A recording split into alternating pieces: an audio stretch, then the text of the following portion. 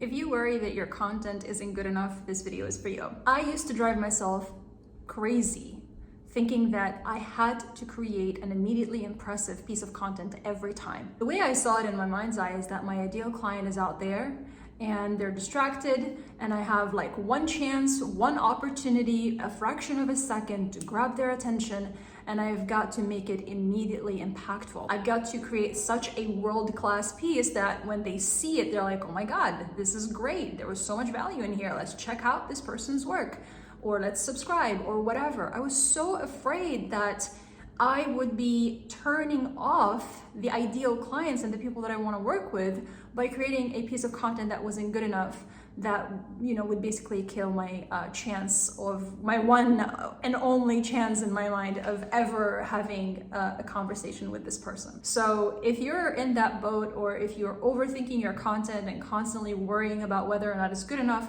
and especially if you feel that way even though people tell you it's good and you get positive feedback, this video is for you. And what I'd love to tell you today is it's okay if your ideal client sees a crappy piece of content and gets turned off. It's okay if they see it and they think it's whatever. Insert any negative self-judgment that you have of yourself that you're projecting on other people. It's okay. Even if it really happened, it's okay if they turn the other way and they decide not to engage with you. Because the truth is, most of the time when people have a feeling of being drawn to someone's content or someone's brand, if they see one or two poor pieces of content, they don't usually dismiss that brand altogether. They don't dismiss that person altogether. And sometimes it's a hit and miss, right? Even if you think of your favorite content creators, it's not always that every piece of content is on point great for you. Usually what happens is if they don't like it, they'll just walk away, and then they'll see you again, and then they'll consume a couple of other pieces of content. And usually you'd have to consistently create crappy content, crappy by their standards, okay? Which doesn't make it crappy, it just means that it's not for them. You would have to do that a few times back to back for them to finally go, okay, you know what? I really don't want to hear from this person ever again. And the crazy thing is, even if that happened, you don't know, because months and years later, they might come across your content again. And by that point, they've changed, you've worked on your skill, and it could be weeks later, honestly, if you think about it. And I've had experiences when I unsubscribed from people's newsletters or I stopped consuming their content. I wasn't actively thinking this is crappy content. It was more like, this is not for me, right? And I stopped engaging with that brand. I stopped engaging with that content. But then I came across it again and it was great. And I was like, I can't remember why I stopped, watching this, or I can't remember why I stopped consuming this. And all of a sudden I'm engaging again. So understand this, your job is not to be approved by every single person. Your job is not even to be approved by anyone other than yourself. Your focus should be on your internal conversation, the energy and focus that you're putting into the content, and really showing up with the intention of providing service. If you're showing up from a place of genuinely wanting to help out, and you really share something that's meaningful to you, that you feel like could be helpful to someone, it doesn't have to be breakthrough, it doesn't have to be something that no one has ever heard of, but it is something, right? Maybe it's something that you thought of that you didn't know before, and now you know it. Maybe it's something you've learned along the way. Maybe it's, an insight. It could be a good question. It could be a piece that helps encourage someone along the way. Trust me when I tell you that hope is one of the most valuable things that we can provide to each other, because a lot of times it's really not even about knowing the information, it's about encouraging people and helping them overcome the internal blocks and showing them that they're not alone. And instead of being like all cool and calm and collected, being like, hey, you know what, I've gone through that too. And in doing that, you're opening the conversation for that person to say, hey, you know what, I'm struggling with this, because otherwise people can't really be vulnerable. So there are many ways that you could be providing value that don't necessarily mean that you have to create like a PhD worthy piece. I used to put that kind of pressure on myself. I used to think that I had to be like at that level of research before a piece of content would be even worthy, right? And it doesn't have to be that way. As long as you are sincerely wanting to help and you do your very best to make it about the person that you're creating the content for, and you do your very best to deliver it as succinctly and as kindly and as truthfully as possible, you've done your job and you've served. And from that point onwards, you just put it in front of people, the people that you think it would resonate with, and you have to trust that it's going to land for the right person at the right time. You have to trust that the right person who really needs your message is going to see your message and consume your message when they need it. And it is not our job or our responsibility to take care of that other part of the equation or the conversation. We do our part, and then the rest of it is up to them to decide what they want to do with it. So if right now you're looking at a blank page and you're like, where do I start? I want to create better content. And I want to provide value, but I don't know how to do that. Or, I feel like I have way too many blocks around this topic. Start first by understanding what is it that you would love to help people with? What is it that you care about? What is it that you want to talk about? And honestly, it's really crucial that you love and enjoy everything that you talk about in your content, because one cannot guarantee the results. This is something that most marketers don't want to tell you, and they don't want to tell themselves even, because it makes people feel incompetent. But the truth is, we actually don't have as much control over the results as we think we do. And I'm going to make a video about it. We can create the content, we can focus on creating quality content, but how it lands on other people is really up to them, like I said. So your part is to first clarify, what is it that I would love to talk about, right? And then start with a few content buckets. So I'll give you an example. If my line of work is branding with your full self-expression, marketing and business, that is a reflection of your heart, is passion, purpose, profit, all of the things, like doing stuff that you love, being playful and making money. It's all of the above. It's for people who want to bring the inner artist, their creativity, their playfulness, their fun, their joy, their full self-expression to everything that they do, specifically for branding, marketing and business.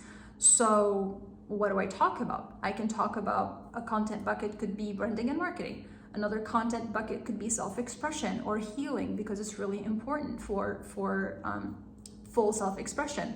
Another content bucket could be plant medicine, because we do plant medicine ceremonies.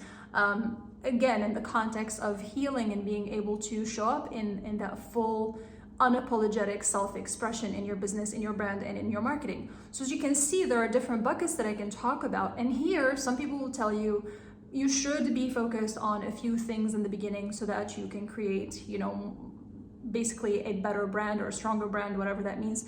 And some other people will tell you, no, actually, you can have the freedom to talk about whatever the heck you want to talk about.